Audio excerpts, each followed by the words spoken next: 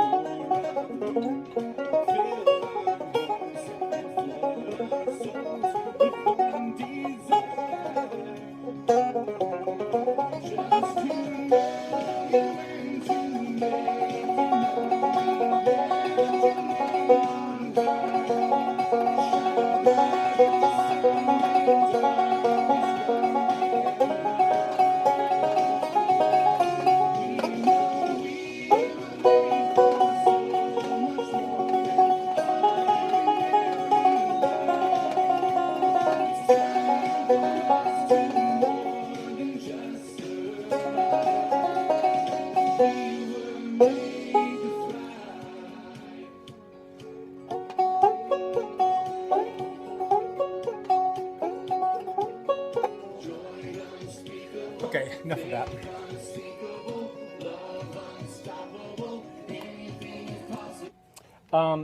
So that's the flavor of the tune, and I kind of wanted to show you how to play a couple of ways to play the line. I'll do that first.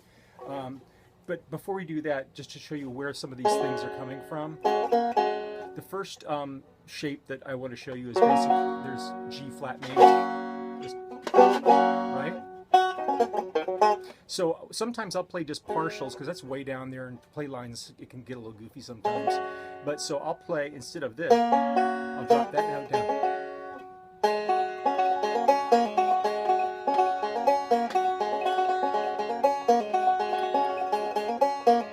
so you can see that's part of that line can come out of that.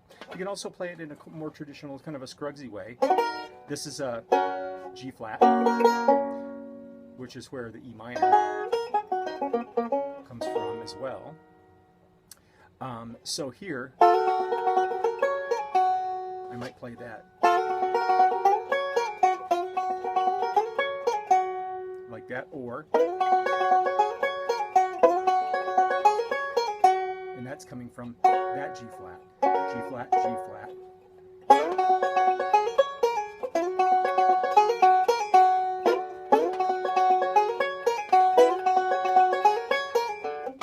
Right, and I'm just playing regular rolls.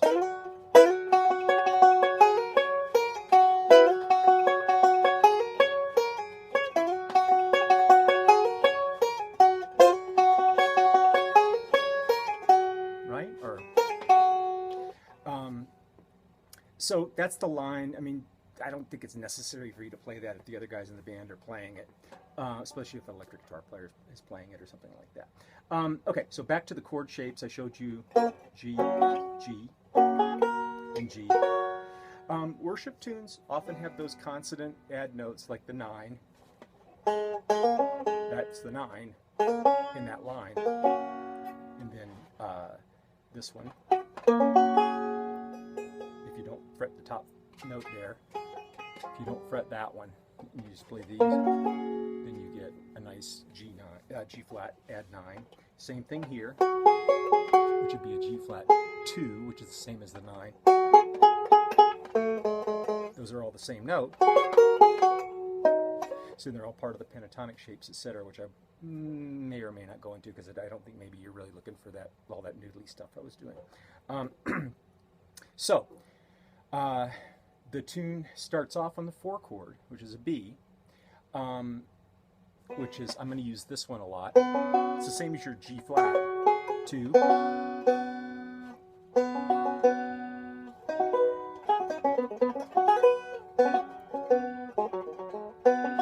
So I might use that one an awful lot. Possibly this, maybe that sometimes, but this tune, it really screams for add 9s, add 2s, chords without thirds in them, which is a lot of the time what, you know, instruments like guitar or a banjo might play, especially if somebody else has got that note subtly in the chord built somewhere.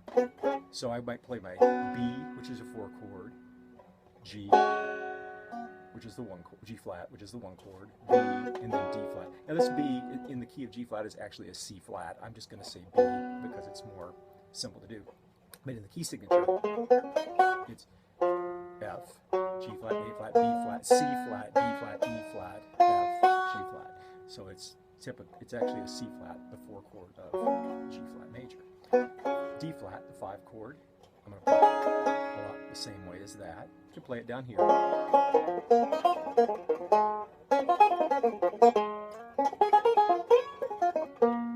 So, you know, I'll probably stick with this one a lot. Occasionally I might go up and play.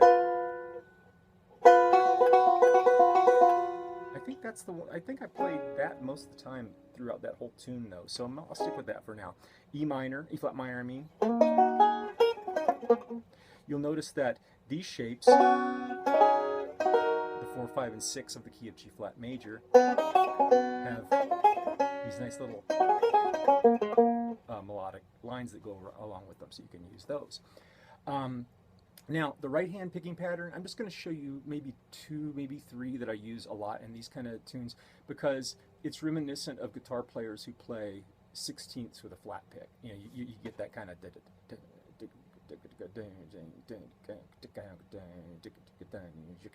And I learned something from Ron Block a long time ago, watching him play, that he uses what I heard him call on a video, a back and forth kind of a thing, which really is a 3-note pattern like our rolls, like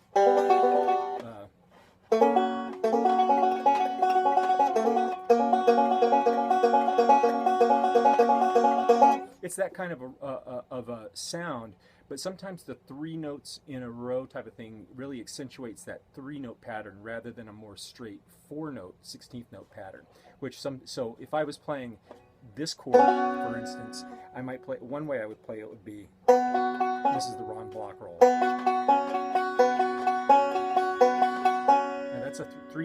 three-note pattern, but it feels like a four. It feels like even or four-note sixteenths. Now I could play it, which that's fine too if that's how you want to do it. I just find that my timing is more consistent, and especially with these styles, the feel works out better this way.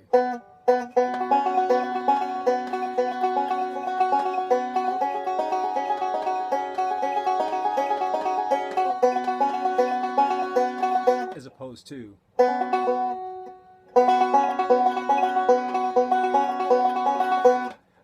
one other thing I didn't mention about this roll, the way that Ron Block does it, is it tends to throw the fifth string and the first string backwards in part of the roll. So if you're going, you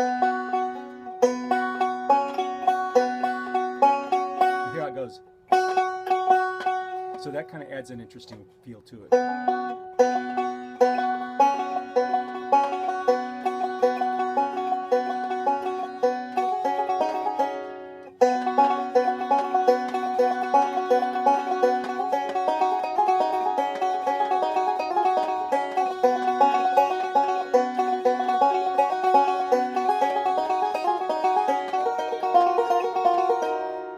Have cool sounds to them, I think. So I use that kind of stuff a lot. Now, the other part of those three chords, that's the 4, 5, and 6 chord. Again, all modern worship tunes these days use these chords. In my opinion, way too much. It's just it's turned the music boring, unfortunately for me. But so we take those 4, 5, that 4, 5, and 6 chord. Now let's play it with a more of a melodic shape to it. But let's play the same roll.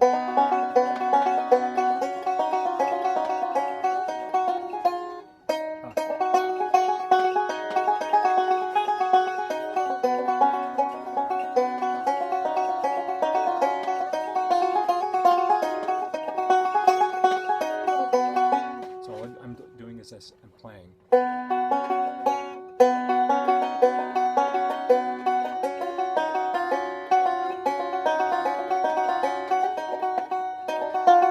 Shoot, I'm sorry.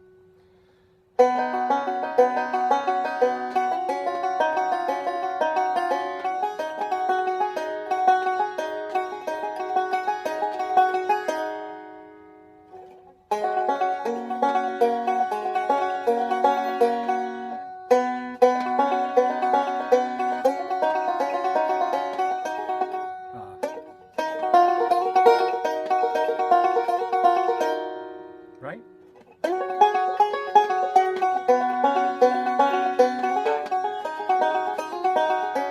So that's all the same right hand pattern, and it's got a three-note.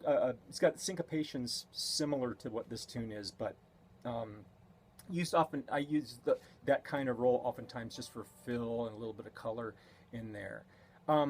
Another note for these 4 chords is that a lot of time in worship music there are so many other notes being played by other people. I don't know if this is the case in your praise band on Sunday mornings, but sometimes it just sounds good to have the banjo play roots and fives. I do this a lot, like that. Like if I just play G flat, D flat, G flat, and G flat.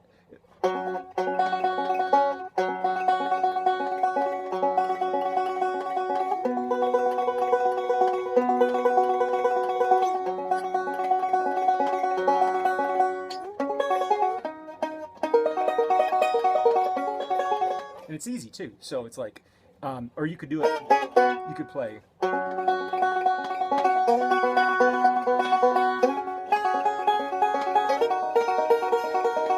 Right? And that's just roots and 5. But this, it's like power chords on guitar. So.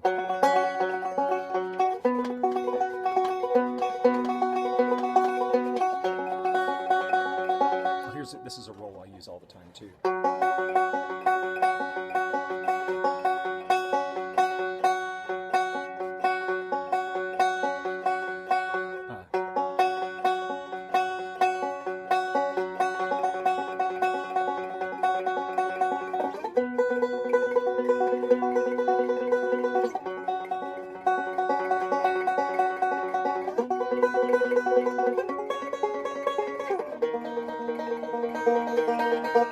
So you can hear that same types of sounds there.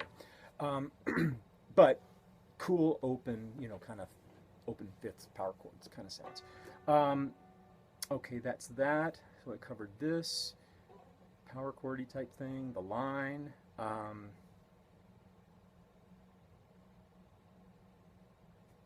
feel like I've had more ideas than that floating around in this old cranky brain of mine. I'll show you G flat pentatonic.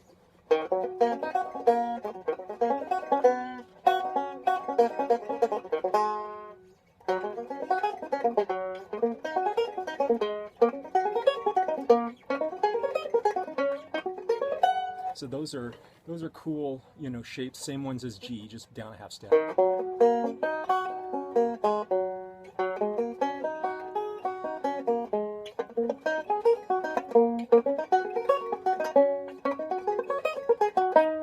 Right? And then those shapes can be used on all the chords. So if you were just to, you know, if they said, you know, take it home or something like that, and you could play.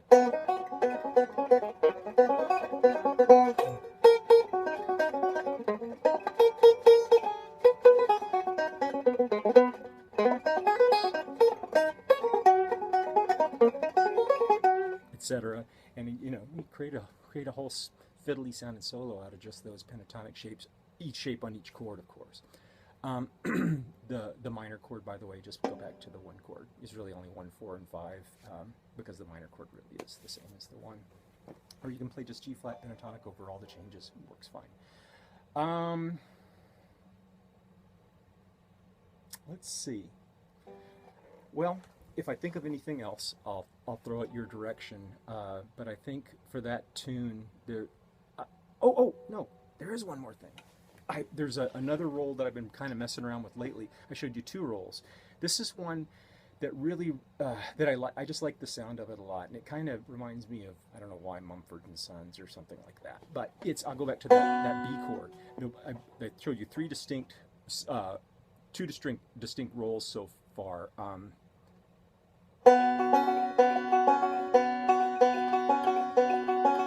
That's the back and forth. I also showed you.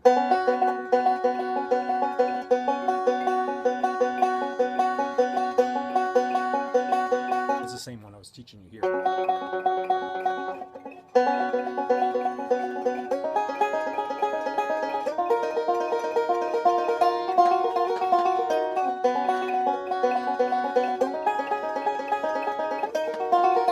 See how those mix together and work out so nice? Here's another one to throw into the mix, and then I'll be done. This one it's kind of cool in that it's really just a Foggy Mountain breakdown roll. It's really just, I can't do it, I got that messed up.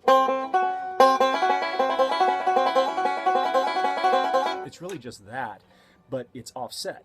So if you go,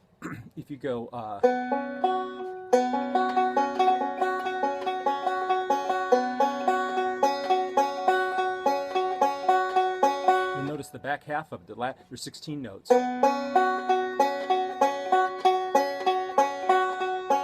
The back half,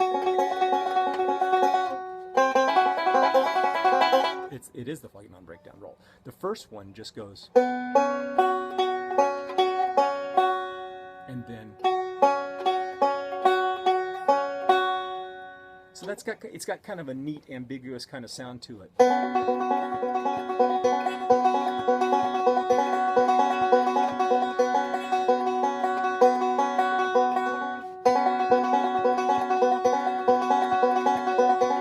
So you might use it.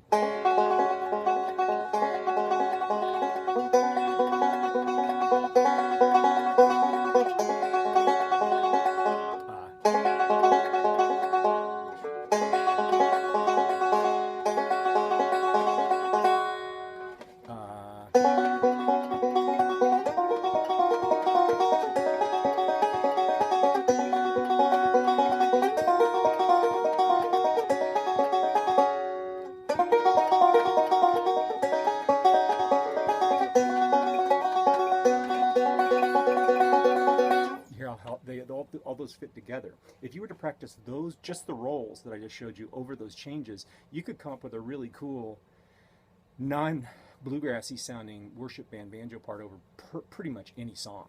Anyway, that's enough. Hope you have fun with it, and good luck. Let me know how it works out.